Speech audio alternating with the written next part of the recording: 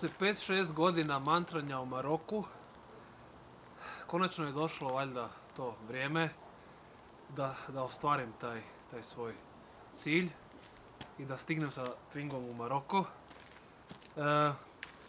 Zapravo ne postoji nekakav jasan, konkretan razlog zašto baš Maroko i zašto bi ja baš tamo htio ići. Jednostavno nekakav unutarnji poriv, nagon, želja, nešto me iznutra vuče prema tamo.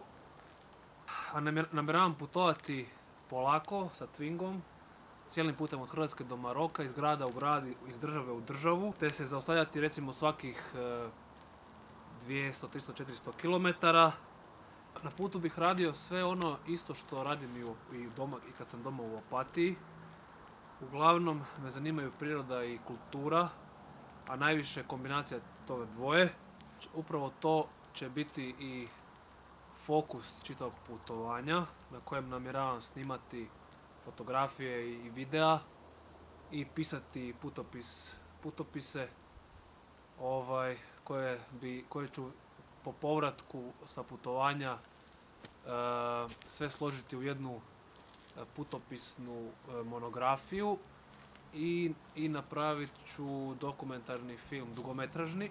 Baš zbog toga što bi putovao sa Twingom, troškovi ovog putovanja su poprilično visoki i zato mi treba vaša pomoć u obliku donacija a također sam napravio i bogat sponzorski program za one koji bi možda htjeli reklamirati svoj biznis, to je promovirati ga međunarodno, a više informacija o čitavom putovanju i o tome što sve ja nudim možete pronaći na Indiegogo kampanji, to jest na linku koji se nalazi ispod ovog videa.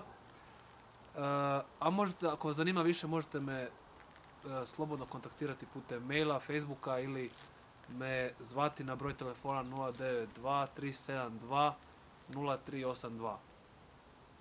Što god napravili, hvala.